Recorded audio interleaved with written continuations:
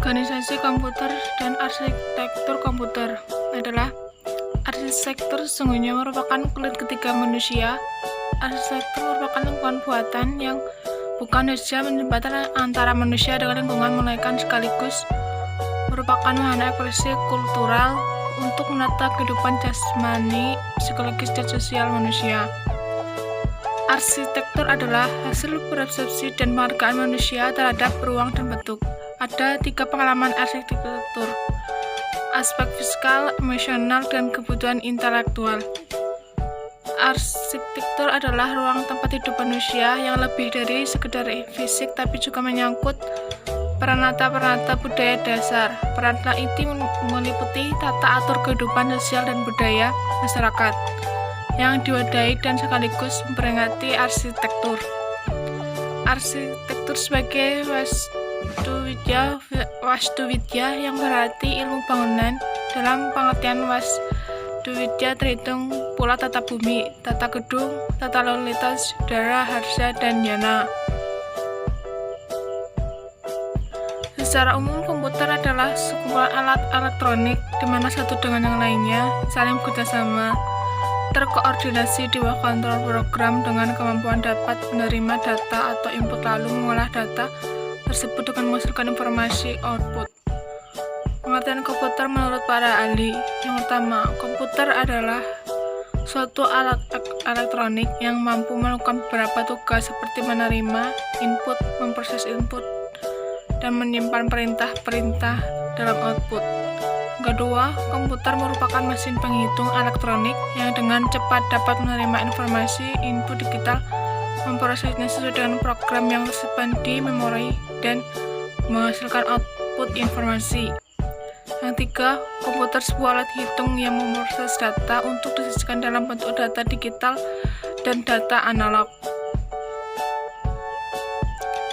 Pengertian dari arsitektur dan organisasi komputer yaitu: arsitektur komputer mempelajari atribut sistem komputer yang terkait dengan seorang programmer, contohnya set instruksi, aritmetika yang digunakan, teknik, pengalaman, mekanisme.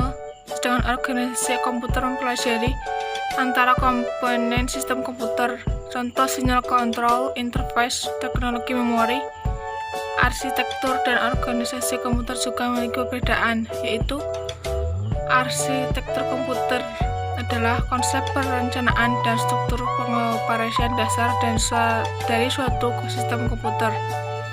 Arsitektur komputer ini merupakan rencana cetak ribu dan fungsional dari kebutuhan bagian perangkat keras yang didesain. Perencanaan dari masing-masing bagian akan lebih difokuskan terutama mengenai bagaimana CPU akan bekerja dan mengenai cara pengaksesan data dan alamat dari dan ke memori, cache, RAM, ROM, cakram keras, dan lain-lain. Dan beberapa contoh dari arsitektur komputer ini adalah arsitektur von Neumann, SCC, RISC, Fluke, dan lain-lain. Organisasi komputer adalah bagian yang terkait erat dengan unit. Organisasi komputer adalah bagian yang terkait erat dengan unit-unit operasional dan interaksi antar komponen. Organisasi komputer adalah bagian yang terkait erat dengan unit-unit operasional dan interaksi antar komponen penyusunan sistem komputer dalam merelasikan aspek arsitekturnya.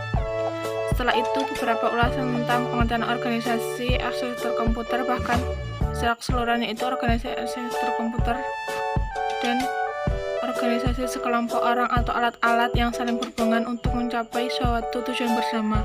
Arsitektur, suatu gambaran desain awal sebuah tahapan dalam sebuah perencanaan. Komputer, suatu teknologi yang berasal dari beberapa elemen dan komponen yang saling berkesinambungan dan dirancang sebagai alat yang mempermudah kinerja manusia. Terakhir, organisasi dan arsitektur komputer, suatu gabungan elemen-elemen dasar komputer berdasarkan hasil gambaran awal dalam sebuah perencanaan.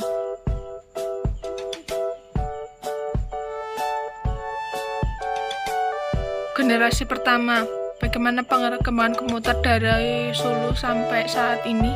Singkat adalah, komputer generasi pertama memiliki ciri khas tabung hampa udara yang memudahkan sebagai penguat sinyal. Bahan bakunya pun terdiri dari kaca sehingga memiliki kelemahan mudah pecah dan menyalurkan panas. Panas tersebut tentunya harus dinetralisir dengan komponen lain yang berfungsi sebagai pendingin. Dengan adanya komponen tambahan, akhirnya komputer menjadi besar, berat, dan mahal.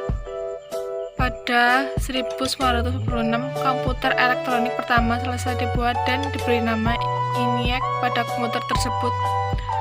Terdapat 8.800 tabung hampa udara dan memiliki berat 30 ton.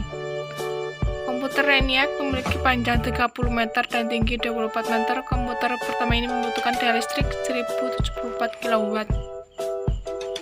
Ciri-ciri komputer generasi pertama: menggunakan tabung hampa, menggunakan simpanan luar, magnetic tape, dan magnetic disk. Prosesnya kurang cepat, relatif lambat, memori perkembangan kecil, membutuhkan daya listrik yang besar, menggunakan bahasa mesin assembly, berorientasi untuk pemakaian di bidang bisnis. Komputer generasi kedua. Transistor merupakan ciri khas untuk komputer generasi kedua. Bahan bakunya terdiri dari 3 lapis, yaitu basic, kolektor, dan emitter. Transistor merupakan singkatan dari transfer